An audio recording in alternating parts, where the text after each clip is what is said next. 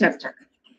पहले हम शब्द ले लेते हैं पर्व। पर्व शब्द संस्कृत भाषा का शब्द है और कई प्रकार के अर्थों को यह अपने अंदर रखता है, या इसके मीनिंग कुछ एम्बिगुअस भी है, या इस पर्व का इंग्लिश ट्रांसलेशन फेस्टिवल पॉसिबल नहीं है, क्योंकि इसके अंदर कई एक चीजें समाविष्ट हैं।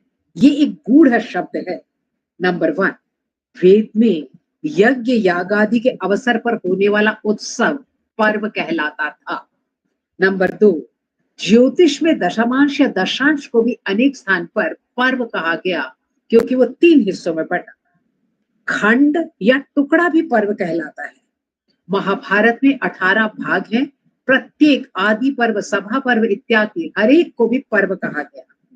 पुराणों में चतुर्दशी, संक्रांति, ग्रहण, अमावस्या, पूर्णिमा इत्यादि को पर्व की संज्ञा दी गई, क्योंकि इस दिन नदी में स्नान किया जाता था। अब ये पर्व शब्द उलझ गया। बिल्कुल स्थूल दृष्टि से यदि देखा जाए, ऐसा सोचा जाए कि कोई व्यक्ति संस्कृत की एबीसी में नहीं जानता, तो पर्व को कैसे समझाएंगे? पर्व शब्द का अर्थ होता है गांठ। गांठ, जिसको नॉट कहते हैं इंग्लिश में, KNOT। ये गांठ है, और इसको अगर आयुर्वेदिक टर्म में यूज किया जाए तो इसे संधि स्थान भी कहते हैं, अर्थात वो स्थान जहां दो चीजें, विशेषतः 2 अंग जुड़े। आप में अगर मेरी उंगली देख रहे हो, ये उंगली है, ये ऐसे मुड़ रही है, ये गांठ है। ये गांठ, जब हम इसमें रिंग पहनते हैं तो यहाँ फंस जाती है।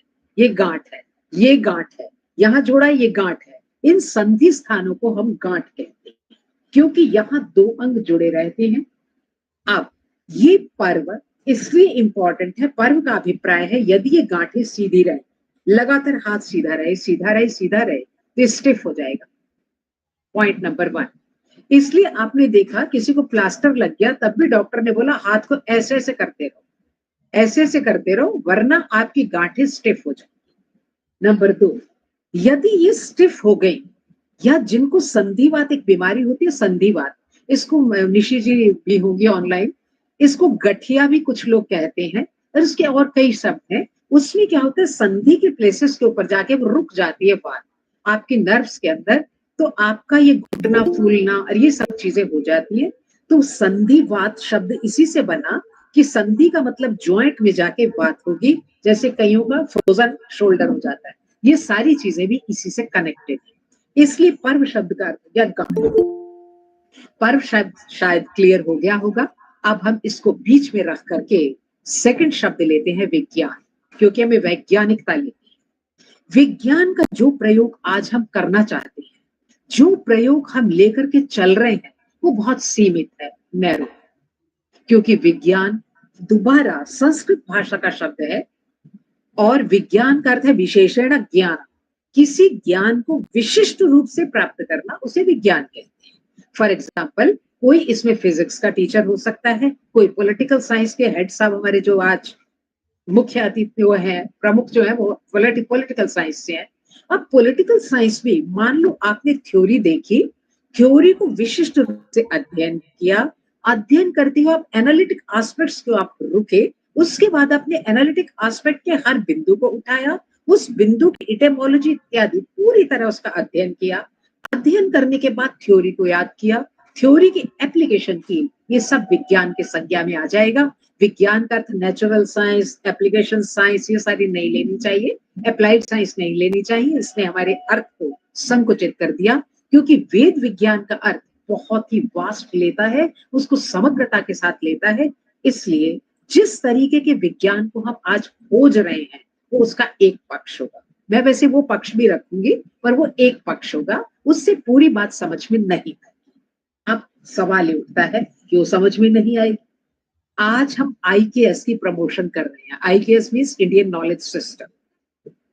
बहुत सारे मुझे लेक्चर देने का सौभाग्य प्राप्त हुआ है, मैं धन्यवाद करती हूँ। IKS का अर्थ है इंडियन नॉलेज सिस्टम। अगर वैसे सभी RSS के बहुत गण्यमान्य लोग जुड़े हुए हैं, ये कुछ फैशन भी बन गया। कुछ फैशन बनने से उसमें विकृतियां तो आनी स्वाभाविक है। जब उसमें विकृतियां आनी स्वाभाविक है, तो हमारे वेद को, हमारे उपनिषद को कहीं भी बैठ के छीछालेदार किया जाता है। हम वहीं पढ़ाते हैं, स्टाफ रूम में बैठे होते हैं, लोग विचार करते हैं कि ये पूरा साइंस के ऊपर आके टिका नहीं। हम इस साइंटिफिक माइंड रखते हैं और विज्ञान को उस साइंटिफिक माइंड से खोलना चाहते हैं, लेकिन ये आवश्यक नहीं कि सभी प्रयोग आपके एक लैब में टेस्ट हो जाएं, कि हमने जितने भी प्रयोग किए वो सारे लैब टेस्टेड हो तो ही आपका अर्थ हो। आपने ऐसा नहीं देखा, हमारे जो है महाप्रज्ञ साहब जो है जैन मुनि है, मेरे फेवरेट राइटर है, वो कई जगह लिखते हैं सभी कुछ तो ठीक था फिर भी आदमी बीमार था। इसका एग्जाम्पल दे देती हूँ छोटा सा। कोशिश करूंगी विकास से पूरे 30 मिनट बोलूं, पर कुछ बातें जो बोलूं वो समझ। एक लेडी का अपने बेटे, बहू और बच्चों के साथ रहती थी। उसका गांव में 2 मंजिल का घर था। 2 मंजिल के घर में बेहद खुश थी। वो, उसका बेटा, उसकी बहू उसकी सेवा करते थे। उनके आगे पोतार पोती थे। घर बहुत सुखी, शांत और खुशी के अंदर चल रहा था। तभी पड़ोस में कोई और बाहर से आया एनआरआई। उसने एक बड़ा घर बना लिया जो इनके घर से ऊंचा था। अब माँ बीमार होने लगी।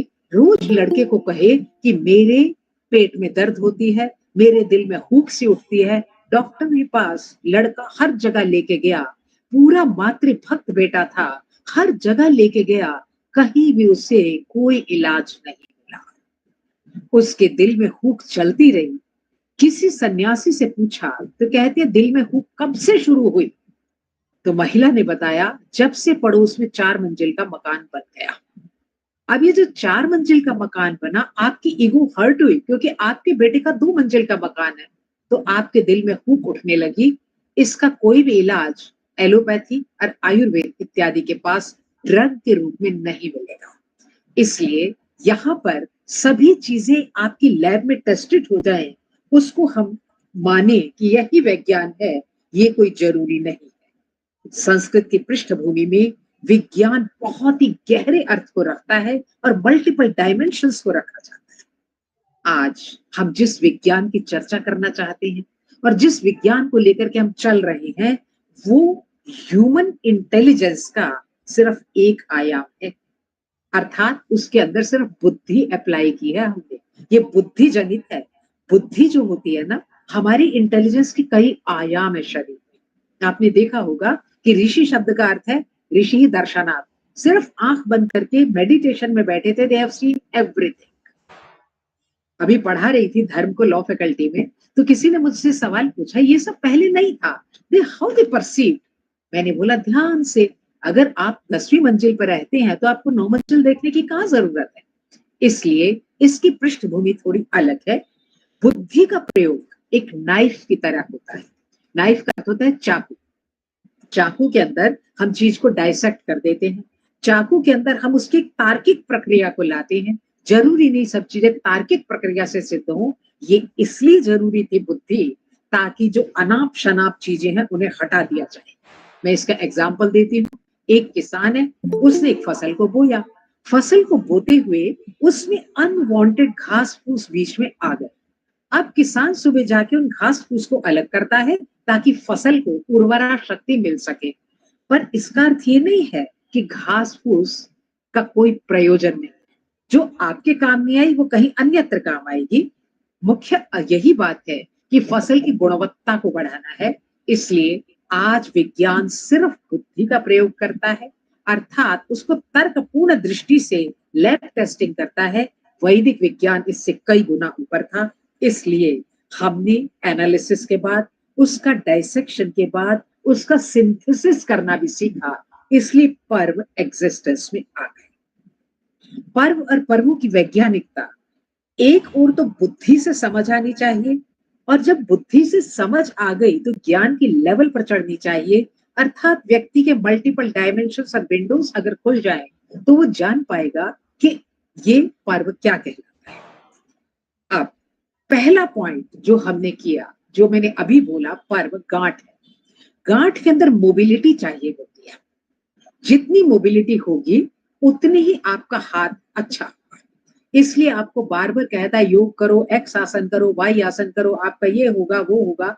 उन सबका पर्पस आपकी जॉइंट्स के अंदर मोबिलिटी को बढ़ाना।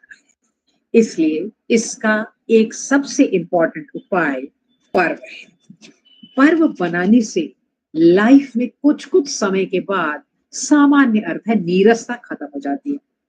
दूसरा, संधि स्थान में वात का प्रयोग होगा और परमानेंट यदि प्रकोप हो गया तो वहां पर आपका गठिया या कोई ऐसी चीज जुड़ जाएगी। भारतीय परंपरा ने इन दोनों चीजों को फोकस में रखा। फोकस में रखते हुए विज्ञान की उस परिपाटी को जो है एक तैयार किया, जो साइंस जानता है वो उसे लैब में टेस्ट कर सके, जो नहीं जानता है वो सामाजिक उत्सव मना सके, जो कुछ भी नहीं पढ़ता लिखता वो उसको धार्मिक संज्ञा दे दे। अर्थात एक ही चीज हर लेवल के ऊपर उतनी ही लॉजिकल कर। क्यों ऐसा उसने किया? क्योंकि इसका कारण है यथा पिंडे तथा ब्रह्मांडे। जो कुछ पिंड में है वही ब्रह्मांड में है। देयर इज 1-to-1 कॉरेस्पॉन्डेंस आपके साथ पूरे ब्रह्मांड की। क्यों? क्योंकि सृष्टि प्रक्रिया है और मैं सृष्टि प्रक्रिया का एक छोटा सा आयोटा हूं, एक छोटा सा हिस्सा। समष्टि और व्यष्टि को एक साथ पढ़ा, समष्टि अर्थात माइक्रोकॉस्म और मैक्रोकॉस्म को एक साथ बताया। विज्ञान का यह स्वरूप हमारा वेद मानता है। उसके बाद माइक्रोकॉस्म मैक्रोकॉस्म को एक लेवल पर आके बताया। इसलिए ये इंपॉर्टेंट है कि विज्ञान को इसी पैटर्न के साथ पढ़ना चाहिए। अब पर्व की आवश्यकता हो गई और उसकी वैज्ञानिकता हो गई। एक उदाहरण लेते हैं। चूंकि अभी दीपावली आएगी तो हमने दीपावली का ही उदाहरण रखा ताकि थोड़ा ध्यान से हम इसे सेलिब्रेट कर सकें। दीपावली दो शब्द है, दीप और अवली। दीप का अर्थ एक तो आप दीप ले सकते हो जो जल रहा है, अयोध्या में बहुत दीप जलाए गए, दीपदान किया गया। अवली का अर्थ होता है लाइन, रेखा अर्थात पंक्ति, एक लाइन में रखे गए, इसको दीपावली कहते हैं। कुछ लोग इसे दिवाली भी कहते हैं, कुछ दिवाली भी कह रहे हैं। तो उसे दीप धातु है। दीप धातु को आप फील कर सकते हैं। दीप दीपने होती है, ये बुकिश हो जाएगा। आप इसको ऐसे देखें कि आपने एक दिया जलाया, माइंड में पिक्चराइज कर लें, वो जल रहा है और उसकी जो ऊपर लौ है वो फ्लक्चुएट कर रही है, दिप दिप दिप दिप। आपने देखा होगा इधर आई, तभी भगवान बुद्ध कहते हैं उसको अगर ऐसे कर ले तो वो एकदम से एक सार लाइट देगी। लेकिन यहाँ पर दीप दीप दीपने के अर्थ में, दिवाली दीपने के अर्थ में किया गया। ये शब्द का अर्थ था। ऐतिहासिकता में श्री राम वापिस आए थे तो अयोध्या वासियों ने दिवाली मनाई थी, अयोध्या वासियों को देख के सबने मना ली थी। ऐसे अनेक कथाएं हैं। हम इसके सिर्फ वैज्ञानिक पक्ष की ओर भी चलेंगे। ये एक एस्ट्रोनॉमिकल घटना है, ये खगोलीय घटना है दिवाली को मनाना। इसका आरंभ, दीपावली एक लंबा त्योहार है, ये एक दिन का त्योहार नहीं है।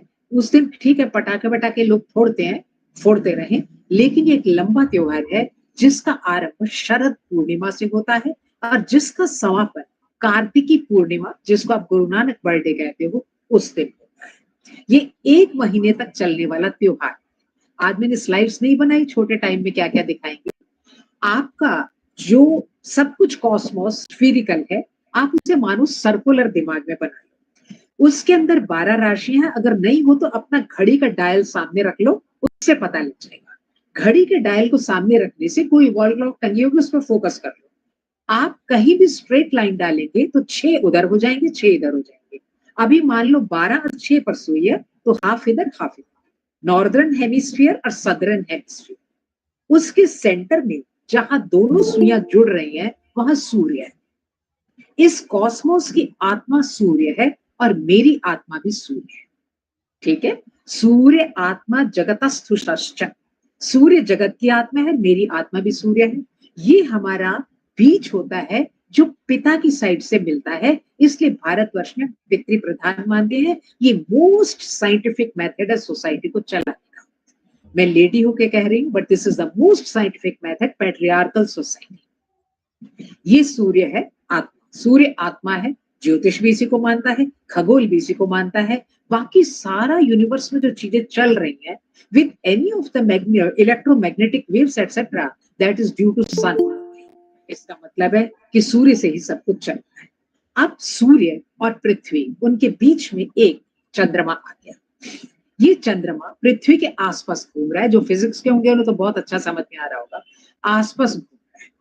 जो चंद्रमा है उसका सबसे ज्यादा कनेक्शन हमारे साथ होता है, हमारी बॉडी के साथ होता है। क्यों? क्यों होता है? क्योंकि हमारा ओरिजिन चंद्रमा से होता है। पिता का बीज मिला, माँ के गर्भ में गिर गया, माँ ने उसे नर्चर किया 9 महीने। माँ मुझे तब नर्चर कर पाई जब उसके मेंस्ट्रुअल पीरियड्स ठीक चल रहे थे। उसके मेंस्ट्रुअल पीरियड्स का जो कॉज था वो मंगल और चंद्रमा था। यदि वो ठीक ना होते तो मैं पैदा ही ना होती। आप कहोगे कैसे?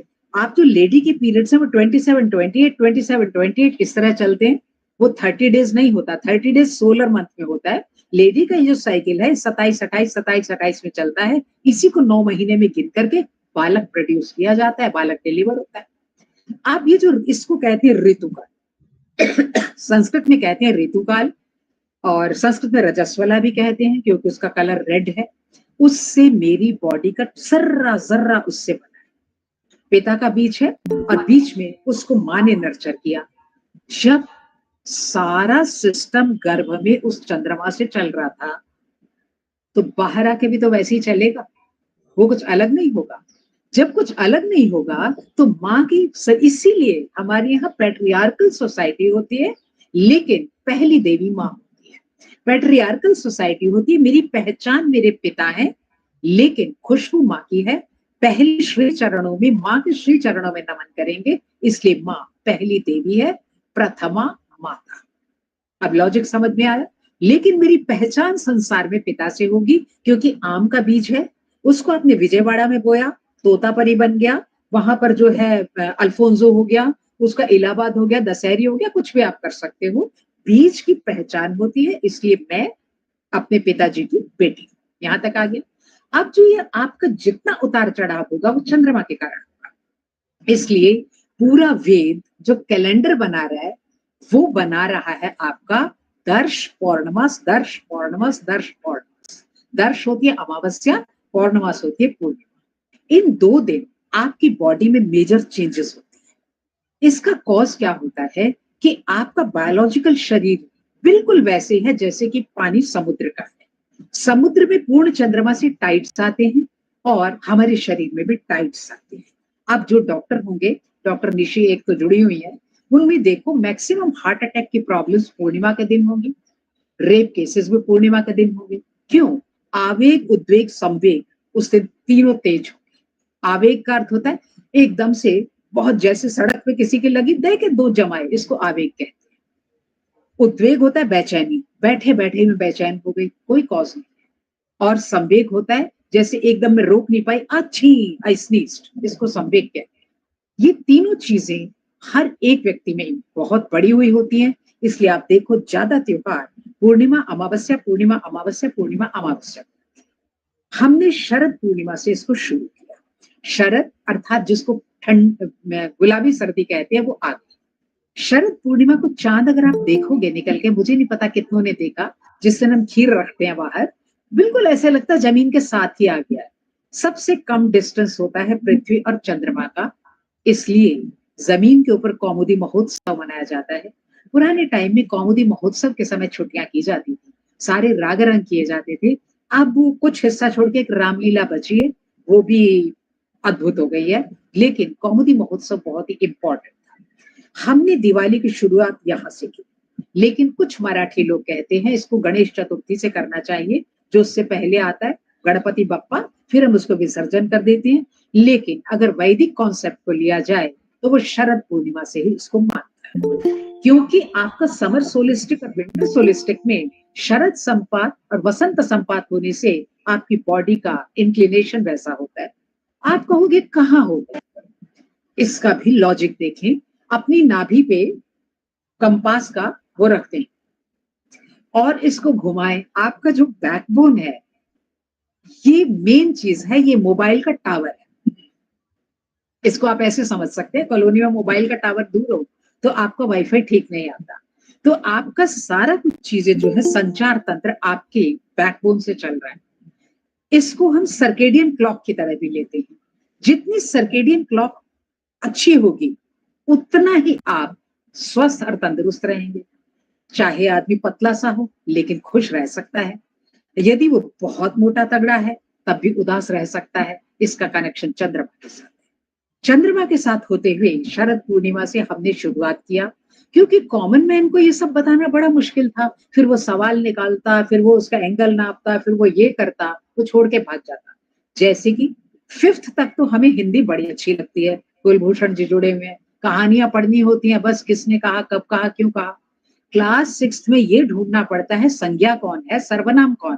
तब से ही हिंदी और इंग्लिश से चिढ़ हो जाती है, क्योंकि ये ढूंढने का मतलब है कहानी के रस को खत्म कर देना। लेकिन साइंस में एनालिटिक ब्रेन चाहिए, आपकी बुद्धि को खुराक चाहिए, तभी विद्या एक जनरेशन से अगली जनरेशन को ट्रांसमिट होती है। अगर कोई भी नहीं करेगा तो ट्रांसमिट नहीं होगी। somebody मेड दिस कंप्यूटर, तो हम आपस में बात कर पा रहे हैं। अब ये जो इम्पोर्टेंट हिस्सा था, अब हमने इसको उसके साथ जोड़ा। अब देखो पुराण की कहानी कैसे हुई।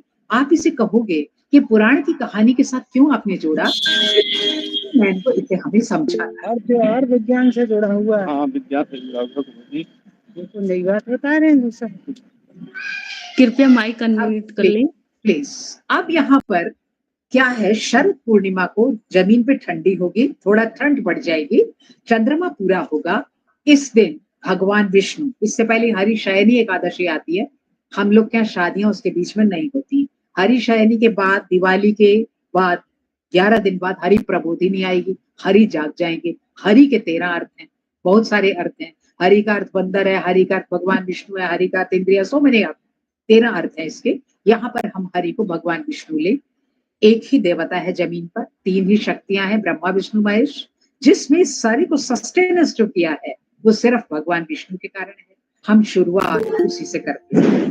शरद पूर्णिमा को रात को चंद्रमा की किरणों से अमृत डलने के बाद सुबह भगवान विष्णु की पूजा करके उसे भोग लगाकर उसे हम खाते हैं। ऐसा माना जाता है कि उन किरणों में वो सामर्थ्य है जो बीमार आदमी को भी कुछ देर के लिए ठीक कर सकती है। यहाँ से शुरू हो गया। अब इसके बाद हम शरद पूर्णिमा से रोज तुलसी के नीचे दिया जलाते हैं। अब कहानी बड़ी इंटरेस्टिंग बनाई उसने। भगवान विष्णु के साथ जिद करने लगे। महिलाएं बहुत जिद करती हैं और जिस जिद पे ठन जाती हैं, मैं एक महिला हूँ, उसको वो पूरा करके हटती है। तो उन्होंने बोला, नाथ मैं तो जमीन देखने जाऊंगी, मेरे को तो पृथ्वी पे जाना है। अब भगवान विष्णु ने कहा कि तुम तब जाना कि जब मैं सो जाऊं। इस समय भगवान विष्णु सोए हैं, जब पूरे निद्रा में गए तब तुम जमीन पे जाना और जाकर के विचरण करना। अब हम अपने घर की लड़की को या बहू को या पत्नी को भेजते हैं तो रहने की उसकी व्यवस्था करते हैं।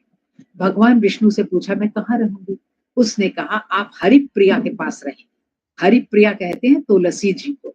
तुलसी के पौधे के नीचे आपकी लक्ष्मी जी विराजमान, जो सुबह और शाम, डॉन और डस्क के टाइम में उसके नीचे कच्चा सरसों का कच्चा दिया, मतलब कच्चे का मतलब मिट्टी का दिया, पीतल बीतल का नहीं, उसमें सरसों का तेल जला करके बाहर रखता है तुलसी के पास। उसको कई एक बीमारियां साल भर नहीं होती। क्यों?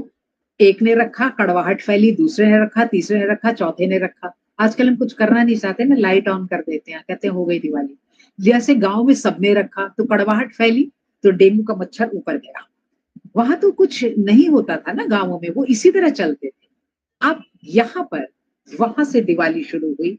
वो चलते चलते चलते चलते पहले करवा चौथ आया, क्योंकि जो पैट्रियार्कल सोसाइटी है, आप लेफ्टिस्ट और दिस इनको छोड़ दो, इसका करवा चौथ पे फिर कभी लेक्चर देंगे। अभी सिर्फ इतना देखें, जो सेंटर था, जिस परिवार को मैं बिलोंग करती हूँ, पहले उसकी पूजा, फिर अहोई अष्टमी, फिर संतान की पूजा, स्टेप वाइज चल रहा है। वो पहले श्राद्ध में पितृपक्ष जो गए थे उनकी कर ली, फिर आगे इसकी की अहोई अष्टमी की।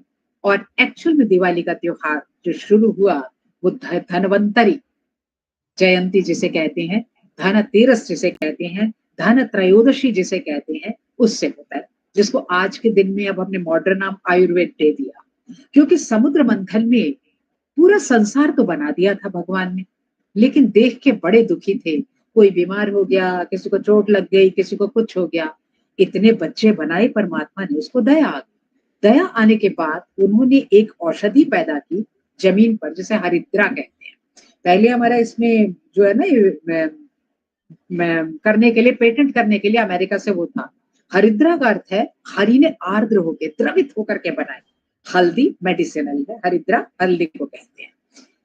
धनवंतरी जयंती पर पूरे औषधि का कलश लेके धनवंतरी जी निकले थे, जो हमारे आयुर्वेद के प्रवर्तक हैं। न जाने कब से लोग बर्तन खरीदने लग गए, पता नहीं। वो कलश लेके निकले थे, उसमें सब औषधियां थी। तो आपको धनवंतरी जयंती को भी इसको करना है। क्यों? त्रयोदशी हो गई, अमावस्या के दिन दिवाली होगी। आपका जो उत्साह है इस समय वो डाउन डाउन डाउन डाउन होगा। क्यों होगा? क्योंकि सूर्य इस समय कार्तिक राशि में, कार्तिक मास में सूर्य तुला राशि में, डेबिलिएटेड साइन है। तुला राशि शुक्र की है। आपके उत्साह में कमी आ गई, आपके उत्साह में कमी आ गई। आप गिरा गिरा सा लग रहा है। कुछ तो कहेंगे घर की सफाई करके गिर गए हैं, कुछ कहेंगे वैसे थक गए हैं। कोई भी कॉज बने, आपका एंथुजियाज्म जो होना चाहिए उससे कम हो जाता है। इसका कॉज जो मेरा बीज है उसका डेबिलिएटेड साइन में जाना होता है। इसलिए तुला में सूर्य आ जाने पर, नीच राशि में होने पर मुझे अपने को बूस्ट करना पड़ता है। जिस तरह पूर्णिमा में आप उत्ताप ऊपर चलते हैं, अमावस्या में आप नीचे की ओर बढ़े हुए होते हैं। इसलिए जब मौन एकाएक हो तो शिवरात्रि अमावस्या के पास है। सभी त्योहार इसके आसपास रखे। अमावस्या से 2 दिन पहले हुआ तो आपकी हुई त्रयोदशी। इसलिए हमने किया, एक दिया लिया, घर से दाईं तरफ निकाल के रखा कि हे यमराज, समय पर, मृत्यु तो निश्चित है लेकिन समय पर हो, अर्थात पूरे आयु भोग करके मैं जाऊं। हमने उसको रखा। उससे नेक्स्ट डे नरक हरा चतुर्दशी। नरक हरा चतुर्दशी, इसको रूप चतुर्दशी भी कहते हैं। जो लोग बिहार से होंगे उनको एक बात पता होगी, बिहार के अंदर जब बच्चा पैदा होता है तो ये मुझे बिहार के बच्चों ने समझाया, तो नानी के घर से तेल आता है, कड़वा तेल, जिसको आप कहते हैं सरसों का तेल। और बच्चा जब तक 1 वर्ष का होता है, माँ उसको जितना नानी के घर से रगड़ रगड़ के तेल रचा देती है। उस दिन बच्चे लड़ रहे थे, मैंने कहा तुम्हारे चोट लग जाएगी, तो कहते हैं बिहार की हड्डी है। तो मुझे तब से पता लगा, वो उसको फोर्स, उसको सख्त बनाते हैं, रफ एंड टफ बनाते हैं बच्चे को। यहाँ पर कड़वा तेल है सरसों का, जिससे हम दिए जलाएंगे। रूप चतुर्दशी एक दिन पहले दिवाली के, इसको हम रूप चतुर्दशी कहते हैं। रूप चतुर्दशी, इस दिन अभ्यंग स्नान का विशेष महत्व है। अभ्यंग स्नान कहते हैं उबटन वाला स्नान। उबटन वाले स्नान का मतलब है जिसके अंदर हल्दी, तेल और ये सब चीजें, बेसन मिक्स करके यदि आप स्नान करते हैं तो आगामी जो सर्दियां आने वाली है उसके लिए आपके ज्वाइंट्स और आपकी चीजें पहले ही तैयार हो जाती हैं, उसको कैच। नरक हरा इसलिए कहते हैं, अर्क का अर्थ संस्कृत में सूर्य होता है। नीचैर्गमनम इति नरकम।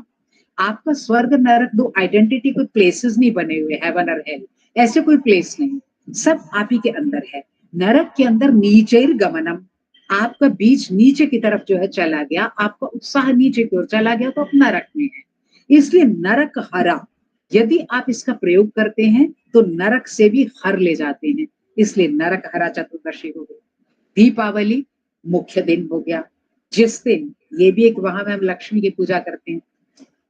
हम इस दिन श्री की पूजा करते हैं। वेद में एक श्री सूक्त है। श्री का अर्थ होता है शोभा, इंग्लिश में कहते हैं इसे ग्रेसेस, ग्रेस। हमारे यहाँ श्री कई तरीके से है। बच्चे पूछते हैं श्री सूक्त देखना, आप गूगल पे क्लिक करेंगे आपको श्री सूक्त मिलेगा। लक्ष्मी, आप बाण भट्ट को पढ़ेंगे, लक्ष्मी का जो है, हम इसलिए पूजा नहीं करते। खरीद रही थी लक्ष्मी जी का आइडल, ले रही थी, बार बार वो कह रहा था ये ले लो, खड़ी थी, मैंने बोला ये नहीं लेते, बैठी लक्ष्मी की पूजा होती है। तो उसकी वो बिकी नहीं, कहता मैडम आप पहले लेके चले जाओ। क्यों? क्योंकि जो खड़ी लक्ष्मी फिर कोई लेगा ही नहीं, जो आसपास कस्टमर है वो बैठी लेने लग गए। हमारे यहाँ महालक्ष्मी की पूजा होती है, जो कि कमल के अंदर बैठी हुई है, क्योंकि लक्ष्मी का स्वभाव है चंचल, वो आगे बढ़ जाएगी। अब अमावस्या के दिन 0 है चंद्रमा की किरण, बिल्कुल 0। इसलिए हमने उस दिन खुद जो नहीं है बाहर लाइट, दिप दिप करके अपने अंदर क्रिएट करनी है। अपने अंदर क्रिएट करने के लिए ये दिन ना तंत्र के लिए भी बहुत अच्छा होता है। ये तो लोग ऐसे पटाखे वटाखे फोड़ते रहते हैं, तंत्र के लिए भी बहुत अच्छा होता है। बहुत सारी तांत्रिक क्रियाएं इसी दिन सिद्ध होती है। चतुर्दशी और अमावस्या, वो उसका लेक्चर फिर कभी तांत्र देंगे। वो इसका प्रैक्टिसिंग मेथड होता है, वेद का प्रैक्टिसिंग मेथड, वेद का प्रैक्टिकल मेथड, वेद का भावपूर्ण मेथड, बहुत तरीके से वेद को पढ़ाया जा सकता है। तो वो जो है आपका दिवाली दीपने आपके अंदर दीपित किया जाता है, उसको वो आगे बढ़ाता है उसको। तो यहाँ पर दीपावली के दिन हम जब डस्क टाइम होता है इसलिए उसका टाइम निकालते हैं। श्री उस दिन स्पेशल होता है, श्री का अर्थ है शोभा। हम लोग के यहाँ कहा जाता है, हमारे यहाँ जो अगड़ा पिछड़ा ये सब किया हुआ इसको पाप मानते हैं। अब जब सरकार करे तो फिर कोई कुछ नहीं कर सकता, ये पाप। क्योंकि मेरे को किसने अधिकार दिया कि मैं आपको एक्स कहूं या वाई कहूं? इसलिए तुलसीदास कहते हैं, तुलसी संसार में सबका करिए मान, न जाने किस रूप में मिल जाए भगवान। जैसे मैं हूं ऐसे ही आप हैं, क्योंकि आपके इस हेस में हृदय अर्जुन तिष्ठति भगवान विष्णु का निवास है। अगर आपको विश्वास ना आए तो उसकी कला आपके अंदर है। हार्ट को ही अलग कर दो, आर्ट अलग कर दो। ही थर्ड पर्सन है, उसका आर्ट आपके अंदर है। देखो, जिस दिन से मैं पैदा हुई एक ही मेथड से ठक ठक ठक ठक कर रहा है। कोई और कितना ऑर्गन इतना काम नहीं कर रहा है, इतना हार्ट कर रहा है। इसलिए उसकी कला आपके अंदर है, उसकी कला। इसीलिए कृष्ण कहता है गीता में, हृदय अर्जुन तिष्ठति, मैं तेरे हृदय देश के अंदर रहता हूँ। आप ये जो स्थिति थी आपकी, यहाँ पर हमने श्री ग्रेसेस की पूजा करेंगे, लक्ष्मी की नहीं। लक्ष्मी की आप करते हैं, जैसा आपका विचार है, ट्रेडिशन आप करते रहे, लेकिन ये श्री की पूजा होती है। आपने देखा होगा दुकानों के बाहर लिखा था श्री, 2 लाइन डली रहती है। श्री अर्थात ग्रेस, शोभा। हमारे यहाँ राज्यश्री, यदि आप राजा हैं तो राज्यश्री की पूजा करें। यदि आप कंपनी बनाए हुए हैं, अगर आप कमर्शियल हैं या आपका बिजनेस है तो आप धनश्री की पूजा करें। यदि आपका भाग्य नहीं चलता तो भाग्यश्री की पूजा करें। इस तरह आपको श्री विद्याश्री की पूजा करें, जो चाहता मेरा नाम हो जाए। जिस फील्ड में आप अपनी ग्रेस को आगे ले जाना चाहते हैं उसी फील्ड में हम उसकी पूजा करते हैं, श्री की पूजा करते हैं। इस देश में हम सामान्य नाम भी श्रीमान राकेश जी, श्रीमान विकास जी करते हैं, श्रीमती जी XYZ, श्रीमती सुनीता जी, इस तरह नाम लेते हैं। बच्ची को भी सुश्री करके कहते हैं। न जाने इस देश में कैसे उल्टा पुल्टा सब चल पड़ा। हर एक व्यक्ति में श्री है, आप उस ग्रेसेस को दीपित करें, इसी को दीपावली कहते हैं। अवली का अर्थ है पंक्ति में दीपित करें।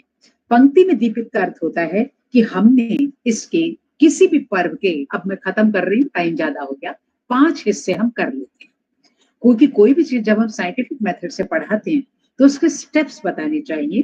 स्टेप्स बताते हुए कोई भी पर्व 5 तरीके के स्टेप में एक्सप्लोर किया जाता है। पहली, पूजा किसकी करें? अभी बोला श्री की करें। श्री गणेश ऐसे थाल वाल में बना करके उसकी पूजा की जाती है। पूजा का अर्थ होता है संगतिकरण। हम किसके साथ जुड़े, किस भगवान के साथ जुड़े, किस डीटी के साथ जुड़े। हम उसी डीटी के साथ जुड़ते हैं जो मुझे अपने से सुपीरियर लगती है। तो ये पहला हिस्सा। सेकंड, किस समय करें, किस समय पर करें, क्योंकि आपके पास इतना लंबा समय है। यदि लोग ब्रेकफास्ट को डिनर के टाइम करेंगे और डिनर को लंच के टाइम करेंगे तो फल नहीं देगा। क्योंकि जैसे वो कहते हैं विटामिन डी कब खाएं, ब्रेकफास्ट के बाद खाएं, रात को सोते खाएं, तो कोई फर्क नहीं होता, कोई फल नहीं देता। इसलिए दिन किस समय पे उसकी पूजा किया जाए, पर्व सेकंड चीज ये बताता है। थर्ड, चर्या, धर्म शास्त्र के साथ जुड़ जाता है। उस दिन क्या करें क्या ना करें। जैसे दिवाली को सब खुश हों, सब आगे ये सब कुछ करें, उदास ना हो, चिल्लाएं नहीं, शोर ना करें। चौथा, क्या खाएं। खाने का बहुत ज्यादा है महत्व है। जो मकर संक्रांति का लेक्चर था उसमें 4 चीजें गिनाई गई हैं, क्योंकि आपको खाना इंपॉर्टेंट है। क्योंकि ये आपका जो कॉस्मोस चल रहा है उस हिसाब से हम करते हैं। एक लाइन में रिपीट कर देती हूँ, उसमें है, यूट्यूब पे विकास जी ने डाला, दोबारा सुन लेना। क्योंकि आपके डाइजेशन के 4 आयाम होते हैं।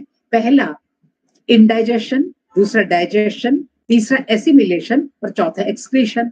इंडाइजेशन इसको हम कहते हैं कोई चीज जो मैंने मुंह में डाली, मैंने आइसक्रीम डाल ली, जो भी डाल लिया मुंह में डाल लिया, फिर वो डाइजेस्ट हुआ, प्रोसेस होगा, डाइजेस्ट होगा, फिर एसिमिलेट होगा फूड मेरे अंदर, और फिर एक्सक्रीटरी होगा। 3 पर मेरा कंट्रोल नहीं है।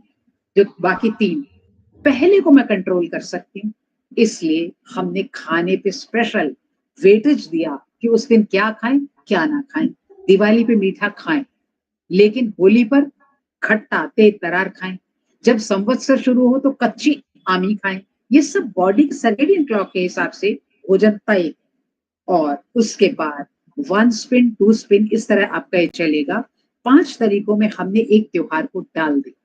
उसका कॉज हमारा एंडोक्राइनोलॉजी सिस्टम रहता है। यदि मैंने सब खाना खा लिया और मैं उदास हूं, वो खाना नहीं पचेगा, क्योंकि आपकी गांठ का दूसरा ग्रंथि भी होती है। ग्रंथि होती है जहां पर जाकर के चीज रुक जाए। कैंसर वैंसर का कॉज यही मेन होता है। एक चीज जाके फिर स्ट्रक, फिर स्ट्रक, फिर स्ट्रक।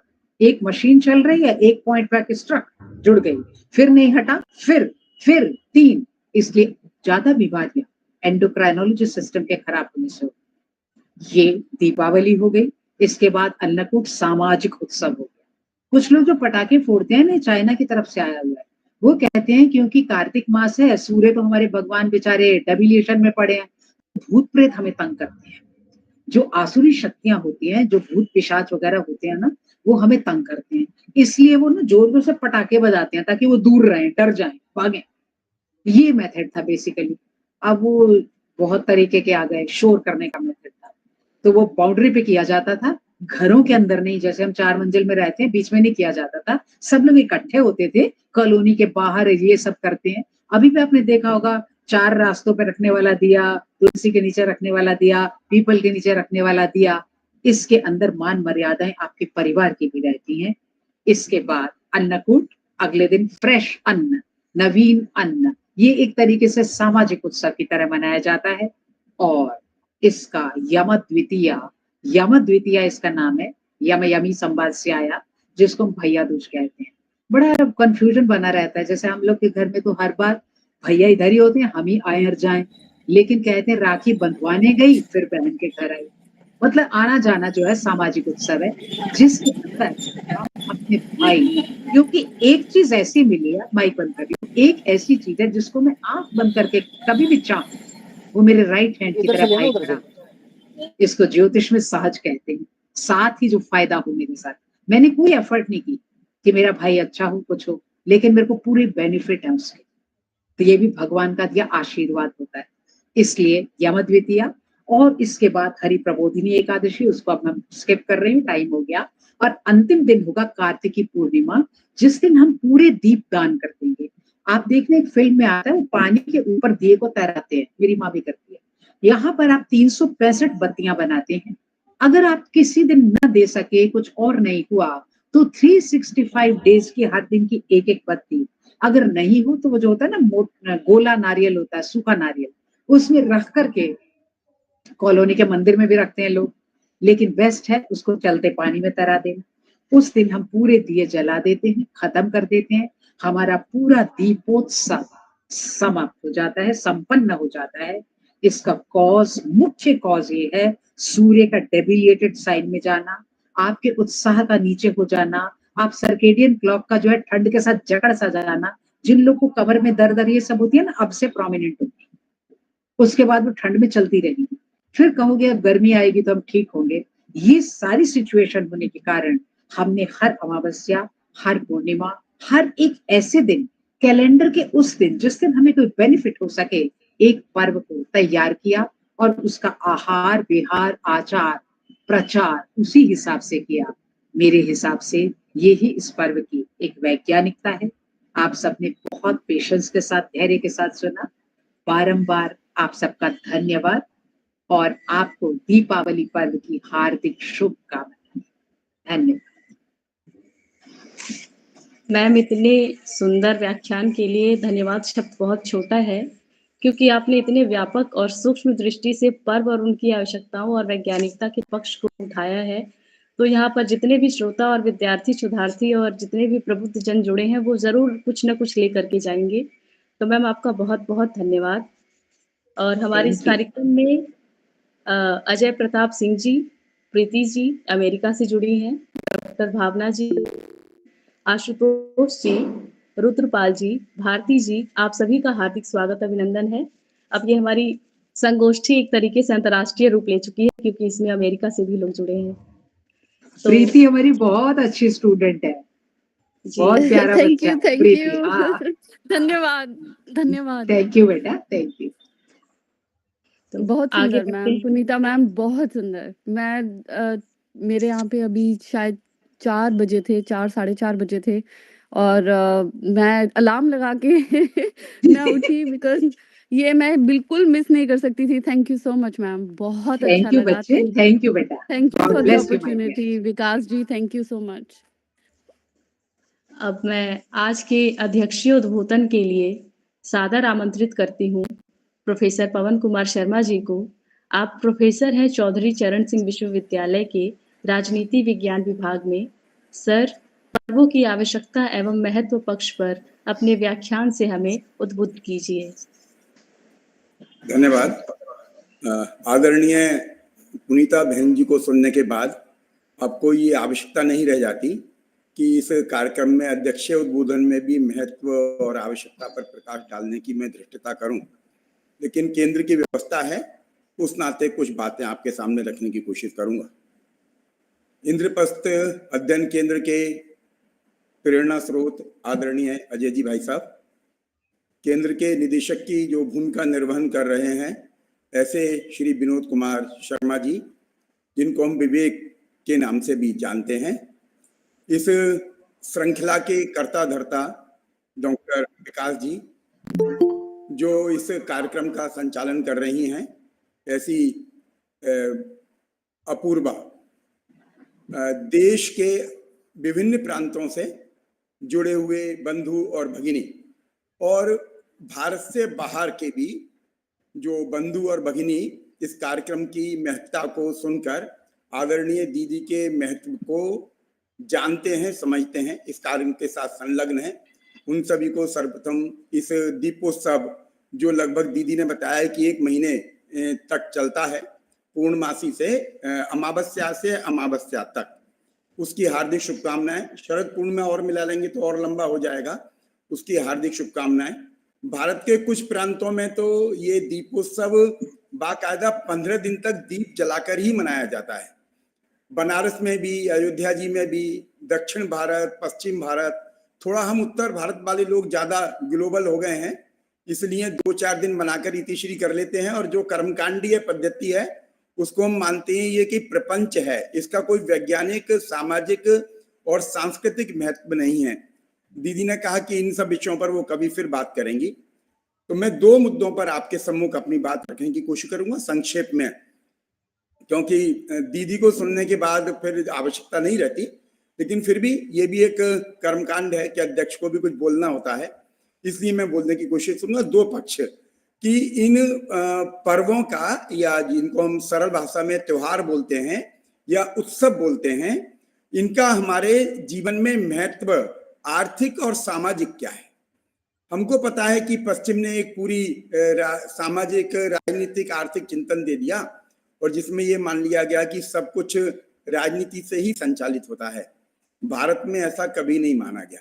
भारत में सब कुछ धर्म अनुप्राणित है, सब कुछ धर्म से अनुप्राणित होता है, धर्म से परे कुछ नहीं।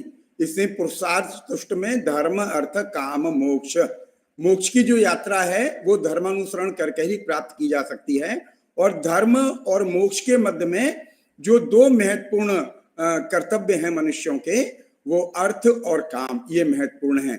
इसलिए कणाद कहता भी है कि धर्म की परिभाषा क्या है, तो बनाते हैं यतो अभ्युदय निःश्रेयस सिद्धि सधर्मः।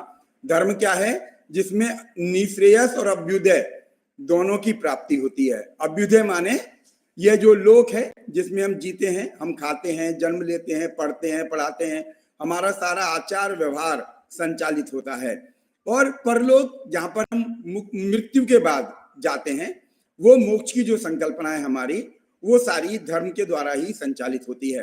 तो भारत में सरल शब्दों में यदि हम समझना चाहते हैं तो पश्चिम ने हर चीज को राजनीति के साथ जोड़ा, इसलिए उन्होंने पॉलिटिकल इकोनॉमी, हमको पता है एडम स्मिथ ने लगभग 250-250 साल पहले एक पुस्तक लिख दी, और उसके आधार पर ही पूरी विश्व की जो अर्थशास्त्रीय संकल्पना है वे विकसित होने लगी, है ना। उनकी किताब का नाम था वेल्थ ऑफ नेशंस, 1776 में लिखी यदि मैं गलत नहीं हूं तो, और उसके बाद से राजनीतिक अर्थतंत्र के आधार पर ही सारे देशों का शास्त्रीय विवेचन किया जाने लगा। भारत भी उसी दिशा में बढ़ने लगा, जबकि वैदिक काल से यदि हम अर्थतंत्र का अध्ययन करते हैं तो हम पाते हैं भारत में अर्थ का संचालन राजनीतिक दृष्टिकोण से कभी भी नहीं हुआ। भारत में सांस्कृतिक अर्थतंत्र की संकल्पना है, यानी संस्कृति के आधार पर अर्थतंत्र का विस्तार। उससे परे हमने कभी कुछ सोचा नहीं। तो ये जो त्योहार हैं, आप देखिए भारत में हर दिन कोई ना कोई त्योहार होता है। त्योहार होगा तो वो तिथियों के आधार पर होगा और वारों के आधार पर होगा। आज सोमवार है तो शिव जी का, मंगल है तो हनुमान जी का, बुध है तो वो गणेश जी का, बृहस्पति है तो गुरु का दिन माना जाता है। अब एक दो नए देवताओं ने भी बृहस्पतिवार में अपना स्थान ग्रहण कर लिया है। शुक्र है तो शक्ति का, शनिवार है तो न्याय के देवता, और शनिवार को हनुमान जी के साथ भी संबद्ध किया जाता है और शनिदेव के साथ भी संबद्ध किया जाता है। बीच में जो नवग्रह हैं उनमें राहु और केतु को भी स्थान दिया जाता है। और रविवार हमको पता है कि सूर्य का दिन है, इसलिए ये 9 जो ग्रह हैं, 9 ग्रहों के अनुसार जो वार हैं हमारे, उनका नियमन किया जाता है, उनकी व्यवस्था की जाती है। इस प्रकार से अर्थतंत्र पूरे सप्ताह गतिशील रहता है। 15 दिन है, शुक्ल पक्ष में 15 दिन है, 15 तिथियां हैं, और कृष्ण पक्ष में भी 15 तिथियां हैं। 15 तिथियों का भी किसी ना किसी देवी देवता के साथ संबद्धता हमारे यहाँ पर पाई जाती है। एकादशी होगा, द्वादशी होगा, प्रदोष होगा, षष्ठी होगी, अष्टमी होगी, नवमी होगी, पंचमी होगी, चतुर्थी होगी, उन सबका किसी ना किसी के साथ संबद्ध है। इस प्रकार से वारों के आधार पर भी अर्थतंत्र गतिशीलता बनी रहती है, उनके आधार पर भी अर्थ की गतिशीलता बनी रहती है। भारत के बारे में ये बड़ा भ्रम फैला दिया गया कि भारत में अर्थ का चिंतन बिल्कुल नहीं हुआ है। जो बहुत बड़े मनीषी आधुनिक युग के माने जाते हैं, उनमें से भी कई हैं, उनमें से आचार्य महावीर प्रसाद द्विवेदी जी भी हैं, जो कहते हैं कि अर्थ का चिंतन भारत में नगण्य हुआ है। अंग्रेजों के आने के बाद भारत में अर्थ का चिंतन व्यापकता के साथ हुआ। इसलिए हमें उसी दृष्टिकोण से सोचना चाहिए। वेदों के बारे में भी कहा जाता है कि वेद में कर्मकांड है, वेद में बहुत सारी ऐसी चीजें हैं जो एक वर्ग विशेष के साथ संबद्ध हैं। लेकिन जिन्होंने वेद वाकई में पढ़े हैं, वेदों का दर्शन किया है, वेदों का अध्ययन किया है, वेदों का पारायण किया है, तो उनके ध्यान में आता है कि वेद विज्ञान आदि ग्रंथ हैं। वेद व्यवसाय कैसे किया जाए, उसके सूत्र कैसे हो सकते हैं, कृषि से संबंधित जो बातें हैं वो वहां पर उपलब्ध हैं। तो मैं कई बार सरल भाषा में कहता हूं कि वेद जो है वो ज्ञान आधारित समाज का आईना है, द्योतक है। वे विज्ञान सम्मत विषयों के प्रतिपादक ग्रंथ हैं। वे कृषि कैसे की जाती है, उत्पादन कैसे होता है, उनका वितरण कैसे होता है ना, तारों का अध्ययन कैसे होता है, वो सारी बातें वेदों के माध्यम से हम समझ सकते हैं। तो ये जो त्योहार हैं हिंदू संस्कृति के या भारतीय संस्कृति के, उनमें अर्थ की महत्ता, क्योंकि सभी कुछ अर्थ पर अवलंबित है और अर्थ की जो व्यवस्था है वो धर्म पर अवलंबित है। धर्म के पता है, धर्म के 10 गुण मानव धर्म शास्त्रियों ने बताए हैं। धृति, क्षमा, दमस्त्यम, शौचम, इंद्रिय निग्रह, धीर, विद्या, सत्यम, अक्रोध, दशकम, धर्म लक्षणम। ये जो धर्म के 10 लक्षण हैं, इनके आधार पर अर्थ का नियमन होगा। और यदि इससे भी कम ज्यादा करेंगे तो अव्यवस्था का निर्माण होगा। उसके लिए फिर उन्होंने अलग प्रकार की व्यवस्थाएं दी हैं। तो हिंदू संस्कृति में ये जो दिनों के आधार पर, वारों के आधार पर और तिथियों के आधार पर जो व्यवस्था की गई है वो महत्वपूर्ण है, और ये अर्थ की गतिशीलता समाज में बनी रहे उसकी द्योतक है। एक दूसरा, हमको पता है कि 6 ऋतुएं भारत में बताई गई हैं। हम ईश्वर की कृपा से ये देवभूमि इसीलिए भारत को कहा जाता है कि यहाँ पर देवता भी अपने कर्मों को काटने के लिए और कर्मों को संचित करने के लिए जन्म लेते हैं। ईश्वर साक्षात यहाँ पर अवतार लेता है। बाकी संसार में कोई भी भूमि ऐसी नहीं है जहां पर ईश्वर अवतार ले। ईश्वर के प्रतिनिधि आ सकते हैं, वहां पर ईश्वर के पुत्र आ सकते हैं। कार्ल मार्क्स बड़ी मजेदार बात कहता है कि यहाँ से हमारे कर्मों का विदय हुआ है, हमारे देवता भी यहीं से आते हैं, जिसको हम बृहत्तर भारत कहते हैं, वहां से। तो इसलिए ये देवभूमि है, इसलिए ये ईश्वर भूमि है पूरी, जहां पर ईश्वर भी अपने कर्मों को काटने के लिए या धर्म का नाश कर देने के, धर्म को संवर्धन करने के लिए अवतार लेते हैं। तो हमें ध्यान में आता है कि जो 6 ऋतुएं हैं, 2-2 महीने की 6 ऋतु हमने मानी है, और 4-4 महीने की बड़ी हमने ऋतु मानी है।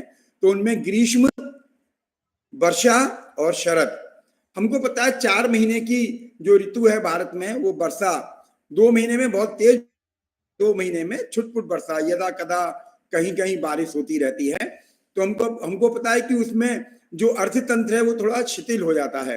अभी बहन जी ने कहा कि सूर्य का जो गति है वो दक्षिण की तरफ घूमने के कारण सूर्य की किरणें कम पड़ती हैं, उसके कारण भी शरीर की अलग प्रकार की गति बनती है। इसी प्रकार से वर्षा ऋतु होने के कारण अर्थतंत्र का जो प्रवाह है, अर्थतंत्र की जो गतिशीलता है वो थोड़ी मध्यम हो जाती है। वर्षा ऋतु के कारण खेती पर थोड़ा सा अलग प्रकार का प्रभाव पड़ता है, जो उत्पादन होता है वो भी थोड़ा प्रभावित होता है। इसलिए और मार्केट जो विपणन है, वितरण है, वो भी प्रभावित होता है। इन 4 महीनों में सभी प्रकार के जो उत्पादक वर्ग हैं वे अपने उत्पादन को उत्पन्न करते रहते हैं, उत्पादित करते रहते हैं और उनका संग्रह करते रहते हैं। वर्षा ऋतु का समापन होता है और उसके बाद धीमे धीमे मार्केट में, जिसको आज की तारीख में कहते हैं कि इकोनॉमिकल बूम हो रहा है ना, अर्थतंत्र में उठान है। तो ये जो दीपावली, जैसे अभी बहन जी ने कहा कि अमावस्या, शरद पूर्णिमा से, तो यहाँ से भारत के अर्थतंत्र में जो सांस्कृतिक अर्थतंत्र है उसमें उठान शुरू होता है। और ये उठान शुरू होते होते होते पूरा होली तक जाता है। एक दूसरे ऋतु परिवर्तित होती है, तो हमको पता है कि ये संधि काल है। दीदी ने बताया पर्व का मतलब संधि भी है, तो ये संधि काल भी है। इसलिए पर्वों का अत्यधिक चलन इसी कालखंड में है। दीपावली से लेकर मैक्सिमम पर्व जो आते हैं वो होली तक आते हैं। तो ये संधि काल भी है, ऋतु परिवर्तित होती है। यहाँ से वर्षा से शरद में जाते हैं और होली पर हम शरद से ग्रीष्म के मुहाने पर वसंत के थ्रू निकलते हैं। तो अनेक प्रकार के जो समाज में हम कहते हैं अनेक प्रकार की ऐसी बीमारियां, जीवाणु उत्पन्न होते हैं, तो वहां पर होली, जगह जगह पर होली का दहन होता है और उससे उनका शमन किया जाता है। यहाँ पर दीपों का प्रज्वलन कर कर, इसलिए जो जो मनुष्य के जीवन में उपयोगी स्थान है, जैसे गौशाला है, गंगा जी है, तुलसी है, मंदिर है, हमको पता है वहां पर सब प्रकार के उन्हीं स्थानों पर, पीपल का वृक्ष है, सब स्थानों पर दीपावली पर हम दीपक रखते हैं। और नदी पर भी हम दीप प्रज्वलन करने के जाते हैं।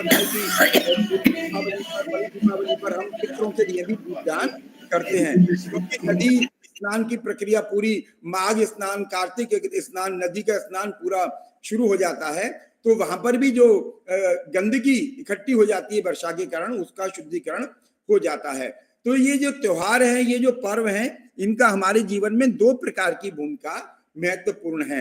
एक तो स्वच्छता के दृष्टिकोण से ये त्योहार, भारत जैसे हमको पता है कि भारतीय जो समाज है वहां पर उस प्रकार का इंस्टीट्यूशनलाइजेशन नहीं था जैसा कि पश्चिम में है। नगर पालिका है, तमाम अन्य प्रकार की चीज है।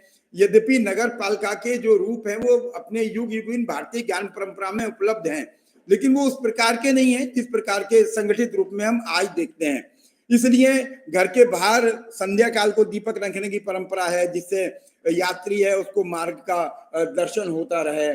तो इस प्रकार की अनेक परंपराएं हमने शुरू कर दी, प्याऊ बनवाने की, कुआं खुदवाने की, धर्मशाला बनवाने की। ये सारे क्रियाकलाप सामाजिक स्तर पर ही सुनिश्चित होते थे। तो भारतीय जो समाज है वो इस दृष्टिकोण से चिंतन करता है। इसलिए जितने भी त्योहार हैं, हम बड़े बड़े त्योहार, महीने में 2 त्योहार तो बड़े हैं, मावस और पूर्णिमासी। भारतेंद्र हरिश्चंद्र, हम सब ने हिंदी में पढ़ाई होगा, कई हिंदी के विद्वान भी जुड़े हुए हैं। हमको पता है कि भारतेंद्र हरिश्चंद्र का एक निबंध है, भारत वर्षोन्नति कैसे हो। उसमें वो लिखते हैं कि ये त्योहार ही हमारी म्यूनिसिपालिटी हैं, यानी ये जो त्योहार हैं म्यूनिसिपालिटी कैसे हैं, क्योंकि इन त्योहारों के आधार पर ही हम अपनी सफाई करते हैं। मावस को कच्चे घर होते थे तो लिपते थे, पुतते थे, पक्के घर हो गए तो उनकी धुलाई होती थी। तो महीने में 2 बार, मावस को और पूर्णिमासी को तो जरूर सफाई होगी। फिर कोई एकादशी का व्रत रख रहा है तो उस दिन सफाई होगी, कोई अष्टमी का व्रत रख रहा है तो उस दिन सफाई होगी, कोई प्रदोष का व्रत रख रहा है तो उस दिन सफाई होगी। तो ये जो पर्व और त्योहार हैं हमारे जीवन में, ये नगर पालिका की भी भूमिका। वैसे हम आलस से कर सकते हैं कि अरे चलिए आज झाड़ू नहीं लगाते हैं, आज कच्चा घर है तो लिपाई पुताई नहीं करते हैं, लेकिन त्योहार है और त्योहार में यदि हम नित्य प्रति ठाकुर को भोग नहीं लगाते हैं अपने भोजन का, तो त्योहार के दिन तो लगाएंगे ही, तो उस दिन साफ सफाई अनिवार्य है। इसलिए इन त्योहारों की भूमिका हमारे जीवन में साफ सफाई के दृष्टिकोण से भी है। और सांस्कृतिक अर्थतंत्र का देश भारत रहा है। पॉलिटिकल इकोनॉमी की, यद्यपि कुछ लोग कौटिल्य के अर्थशास्त्र को पॉलिटिकल इकोनॉमी पर लिखा गया सर्वश्रेष्ठ ग्रंथ मानते हैं, मुझे लगता है कि वो पॉलिटिकल इकोनॉमी को अनावश्यक रूप से अर्थशास्त्र के साथ जोड़ते हैं। समग्रता में यदि हम अर्थशास्त्र का अध्ययन करते हैं तो वहां भी ध्यान में आता है कि वह भी सांस्कृतिक अर्थतंत्र का ही ग्रंथ है। इसलिए ये जो त्योहार हैं, नदियों के किनारे जो मेले लगते हैं, मंदिरों के स्थान पर जो मेले लगते हैं, वहां पर हम जाते हैं, ऐसी परंपरा हमने संबद्ध कर दी कि मंदिर जाएंगे तो वहां पर कुछ अर्पित करेंगे और वहां से कुछ लेकर आएंगे। इसी प्रकार से नदियों पर जाएंगे। हमारे देश के प्रधानमंत्री जी ने उसी आधार पर यह आह्वान किया कि जब हम भारत का भ्रमण करने के लिए जाएं तो अपना एक निश्चित धनराशि सुनिश्चित करें। मेरे ख्याल से 5% शायद उन्होंने कही है कि जहां भी जाएं वहां का लोकल जो प्रोडक्शन है वो वहां से हम जरूर खरीद कर लाएं। क्यों खरीद कर लाएं? जिससे अर्थ का समान भाव से संपूर्ण समाज में वितरण हो सके। तो ये जो त्योहार हैं वो हमारे यहाँ सांस्कृतिक अर्थतंत्र के रूप में भी जाने जाते हैं। हम कहीं भी जाएंगे, नदी जाएंगे, मंदिर जाएंगे, देशाटन के लिए कहीं भी जाएंगे तो अपने यहाँ से वहां पर लेकर जाते हैं और वहां से अपने यहाँ लेकर आते हैं। तो इस प्रकार से इन त्योहारों की भूमिका दो दृष्टिकोण से बहुत महत्वपूर्ण रखती है। एक साफ सफाई के दृष्टिकोण से और दूसरा सांस्कृतिक अर्थतंत्र के दृष्टिकोण से।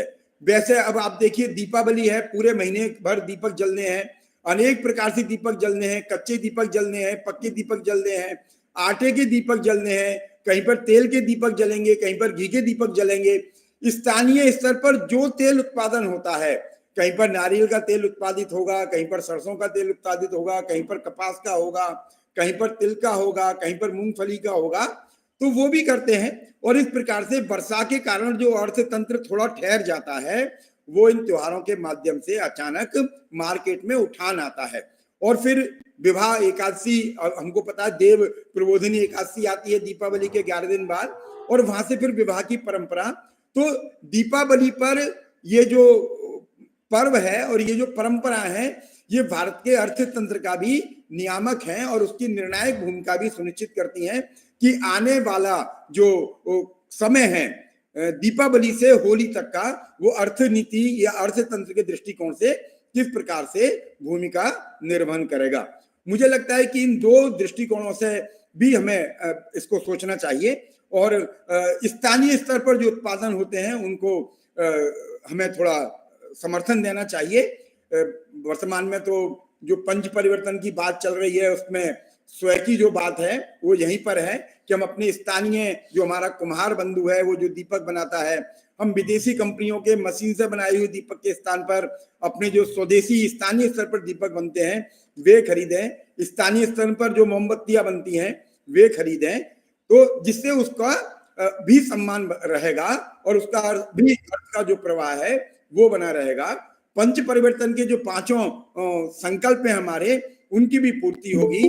हम अपने स्थानीय जो बिजली के काम करने वाले लोग हैं उनसे झालर बनवा लें, स्थानीय लोगों से फूल मालाएं खरीदें, ये सारी चीजें। तो जो दीपावली या इस प्रकार के जो त्योहार हैं भारतीय परंपरा में, वो सांस्कृतिक अर्थतंत्र की भूमिका निर्वहन करने वाले पर्व हैं।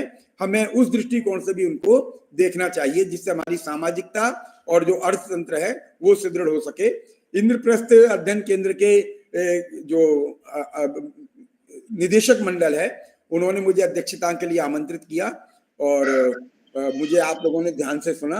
मैं आप सबका आभार व्यक्त करता हूं, धन्यवाद करता हूं। धन्यवाद सर। आपके अध्यक्षीय उद्बोधन के बाद कुछ कहने के लिए शेष नहीं रह जाता है।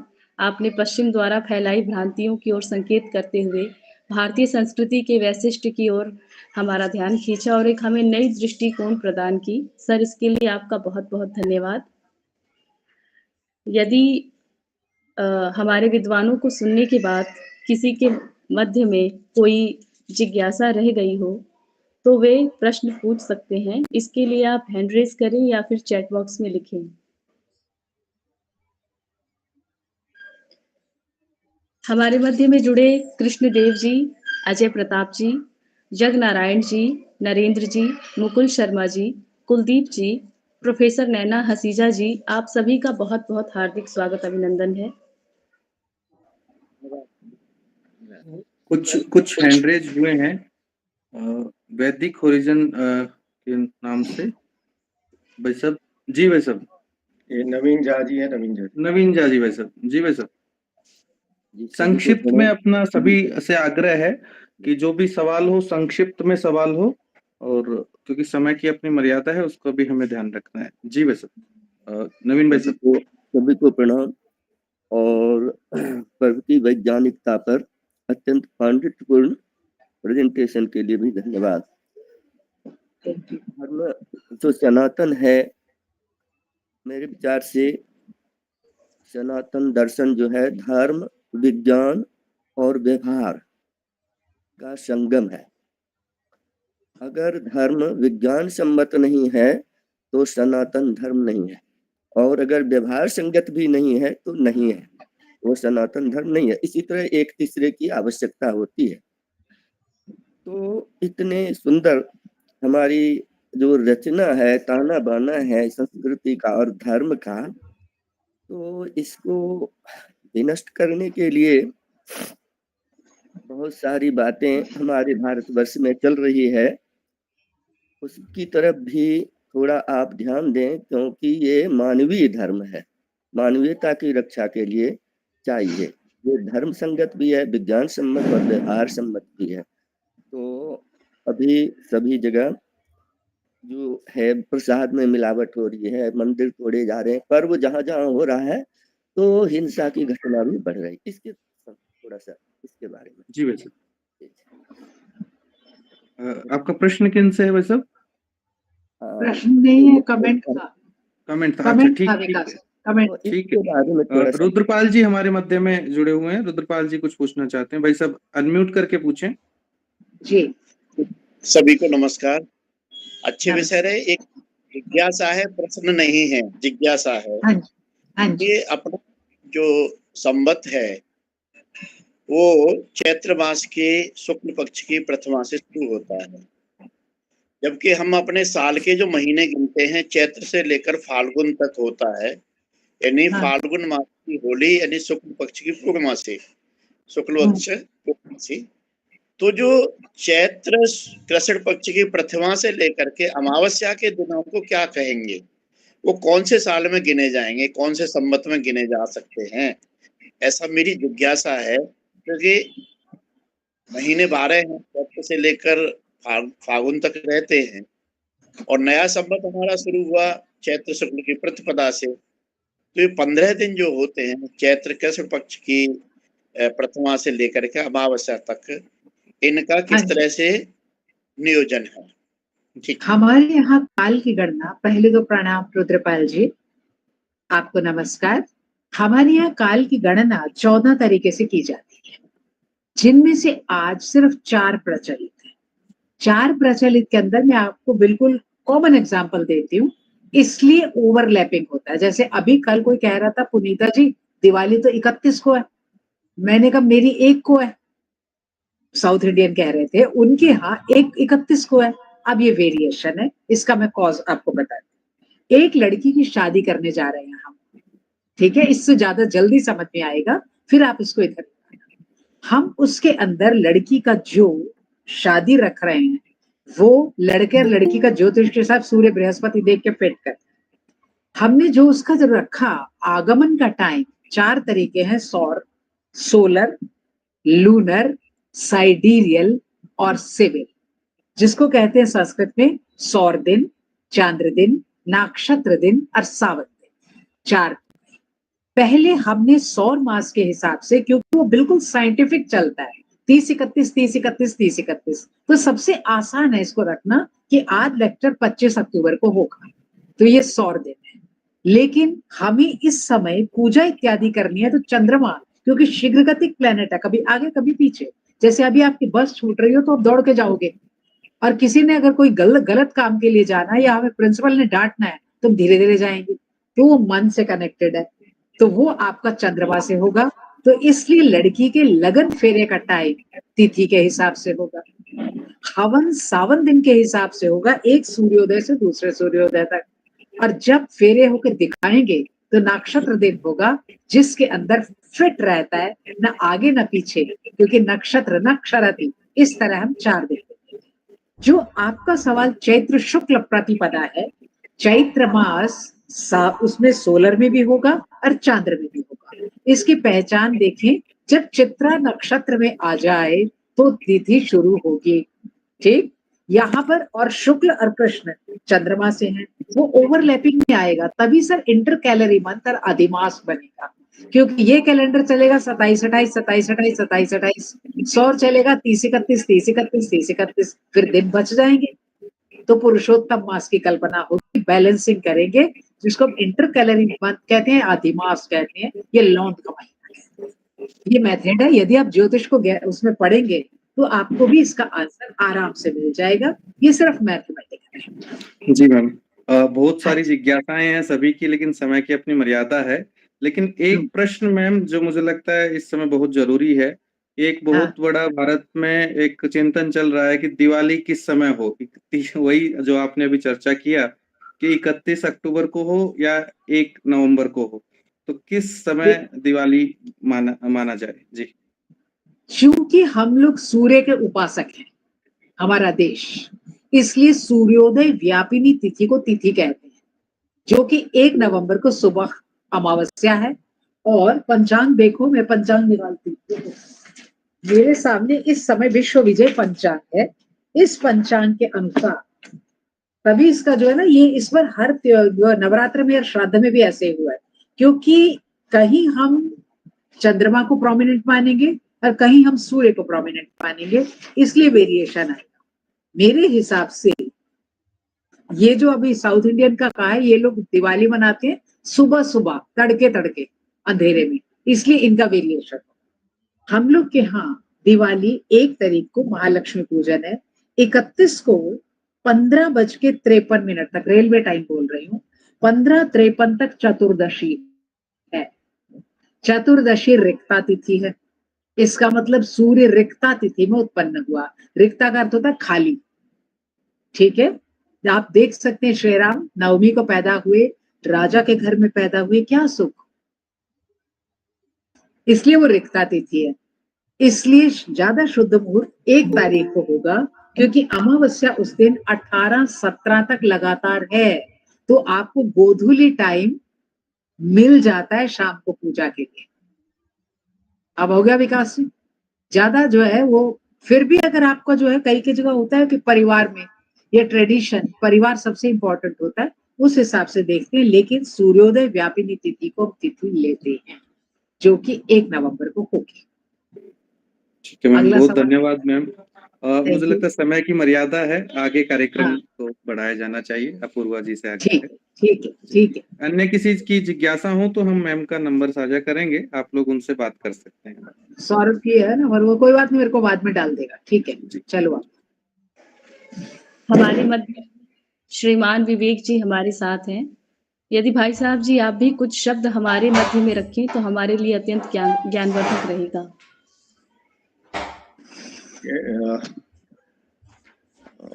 पुनीता जी का और पवन जी का ये सब, इन्होंने जो वैज्ञानिक है, सामाजिक, आर्थिक, सांस्कृतिक, व्यवहारिक सारे पक्ष रखे हैं, इसके बाद बोलने के नहीं है। अब तो हम सभी लोगों के लिए ये सब चीजें चिंतन और मनन का विषय है, उस पर ध्यान करना चाहिए। और मुझे लगता है कि इन जो पर्व आए हैं, इससे अच्छी जानकारी और हमें अभी नहीं उपलब्ध हो सकती, तो ये अपने आप में बहुत है। और इसके बाद हमें सब चिंतन और मनन ही करना चाहिए इन बातों के लेकर। बाकी बहुत बहुत धन्यवाद भाई साहब। अब मैं कार्यक्रम को अंत की ओर ले चलते हुए धन्यवाद ज्ञापन के लिए डॉक्टर कुलभूषण शर्मा जी, आप पंजाब केंद्रीय विश्वविद्यालय भटिंडा हिंदी विभाग में प्राध्यापक के पद पर कार्यरत हैं एवं दिल्लीतर सह प्रमुख इंद्रप्रस्थ अध्ययन केंद्र, आपको सादर आमंत्रित करती हूँ। बहुत बहुत धन्यवाद अपूर्वा।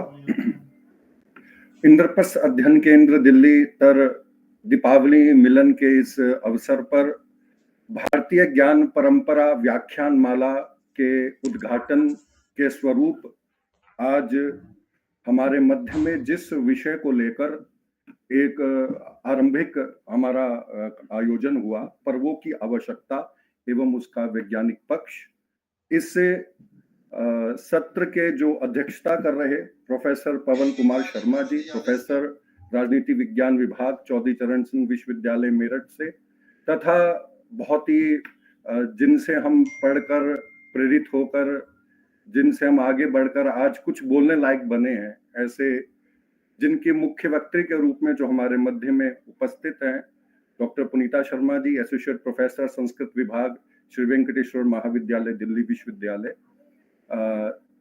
उनके प्रति अपने सम्मान भाव प्रकट करता हुआ, इससे बढ़िया उद्घाटन मुझे नहीं लगता कि कोई हो सकता था, क्योंकि जिस तरह का ये विषय है और जिस तरह की हमारी एक यात्रा आज से आरंभ हो रही है, हमारा एक प्रयास है कि भारतीय ज्ञान परंपरा के अलग अलग पक्षों को लेकर हम उपस्थित हों और उसके साथ साथ उसके अनेक पक्षों का विवरण देते हुए और उसकी आज की जो आवश्यकता, उसकी प्रासंगिकता पर हमारा ध्यान केंद्रित हो सके। वो केवल एक व्याख्यान मात्र बनकर ना रह जाए, उससे कुछ सूत्र निकले और वो हम अपने जीवन में लेकर आए। इसी विचार के साथ हमारा ये उद्घाटन सत्र हुआ। इसमें सबसे पहले हमारे जो इस इंद्रप्रस्थ अध्ययन केंद्र के जो हमारे कर्ता धर्ता हम कह सकते हैं, आदरणीय अजय कुमार जी, जिन्होंने हमें ये मंच प्रदान किया कि जिनके माध्यम से हम अपनी वाणी को, अपने विचारों को आपके सामने रख पा रहे हैं। साथ ही इसी के निदेशक के रूप में विनोद शर्मा विवेक जी के प्रति मैं आभार व्यक्त करता हूं, जिन्होंने अभी भी अपने विचार रखे और जो हमें प्रेरित करते हैं सदैव कि हम इसी तरह के कार्यक्रम आगे करते रहें और आगे बढ़ते रहें। साथ ही मैं हमारे यहाँ पर आज जुड़े हुए सभी अलग अलग श्रेणियों से जितने भी कार्यकर्ता जुड़े हैं, जितने भी अलग अलग समूह से जुड़े हैं, अन्य प्रबुद्ध जन जुड़े हैं, उन सब के प्रति भी आभार व्यक्त करता हूं। राष्ट्रीय और अंतर्राष्ट्रीय स्तर पर भी जो हमारे मध्य में जुड़े और आज YouTube के माध्यम से जिनके कारण हम अपनी ये प्रस्तुति दे पा रहे हैं, डॉक्टर मनीष जी हैं और उसके साथ साथ अन्य भी हमारे जितने भी उनकी टीम के साथ सहयोगी जन हैं, उनके प्रति भी आभार व्यक्त करता हूं। लेकिन इसके साथ ही डॉक्टर विकास जी, जो कि इस पूरे कार्यक्रम को संचालित करने में और जिनके माध्यम से हमको ये सब मंच प्रदान हो रहा है, मैं उनके प्रति आभार व्यक्त करता हूं। अपूर्वा, जिसने बड़े अच्छे ढंग से इसका संचालन किया और सुचारू रूप से चलाया, सबके प्रति आभार व्यक्त करते हुए ये पर्व हमारे जीवन की एक आवश्यकता है। ये पर्व हमारे जीवन को आगे बढ़ाने वाले हैं। दो पंक्तियों के साथ मैं अपनी वाणी को विराम की ओर लेकर जाऊंगा कि पर्व हमारे जीवन दर्शन, पर्व से हमारी पहचान, पर्व में निहित विज्ञान है, पर्व भारतीयता का मान। ये पर्व हमारे जीवन में इसी तरह हमको एक मार्ग दिखाते रहें, क्योंकि जिस ढंग से पुनीता मैम ने इसकी वैज्ञानिकता के पक्ष को हमारे मध्य में रखा, तो सांस्कृतिक पक्ष को और इसके अर्थतंत्र को हमारे जो अध्यक्षीय उद्बोधन से हमारे मध्य में आया। हमारे समस्याओं का समाधान भी हुआ, क्योंकि केंद्र का एक लक्ष्य है कि केवल विचार ना हो, उस समस्या, उस विचार का समाधान भी हो। उस समाधान के साथ ही हम इसी भाव के साथ कि ये एक श्रृंखला केवल आरंभ नहीं है, ये अनेक परतों को खोलेगी, अनेक बातों को, चिंतन को लेकर आएगी। इसी भाव के साथ सभी के प्रति पुनः आभार, नमस्कार, सादर प्रणाम। कुलभूषण जी, एक सेकंड, वो श्रीमान अजय जी हमारे मध्य में हैं, भाई साहब से आग्रह है दो शब्द अजय भाई साहब जुड़े हैं क्या? हाँ, लेकिन पहले सभी को प्रणाम। दीपावली सहित एक पूरी श्रृंखला जो है पर्वों की, उसके लिए आपको बहुत बहुत हार्दिक बधाई, शुभकामनाएं। और मुझे लगता है कि अध्यक्ष उद्बोधन हो गया है, श्रीमद विवेक जी भी बोल चुके हैं और अब धन्यवाद भी आप कर ही चुके हैं, नहीं तो फिर दोबारा धन्यवाद के लिए कुलभूषण जी को आना पड़ेगा कि अजय जी बोले उनका धन्यवाद, फिर अपूर्वा बताएंगी कि उन्होंने क्या बोला। इसलिए मैं कार्यक्रम को लंबा नहीं कर रहा हूँ, बस इतना ही है। इसके अंदर इस प्रकार के पर्व जो होते हैं, ये भारत की सनातनता भी है, पुरातनता भी है, वैज्ञानिकता भी है। इन सब को लेकर के चलने वाले होते हैं। और अभी बाह्य शुचिता की बात की है अपने पवन जी ने, तो मुझे लगता है अंतः शुचिता। आप देखिए हमारे यहाँ नवरात्र आता है, तुरंत मन में एकदम प्रश्न होता है, नहीं नहीं अब ऐसा नहीं करना, अब ऐसा नहीं करना, खान पान का, इसका उसका। ऐसे भी बाकी सब चलेंगे, दीपावली चलेगी, ये सब चलेगा। और ये हमारी एक सनातनता, हमारी निरंतरता जिसको कहेंगे, और ये निरंतरता ही हमारी जीवंतता होती है।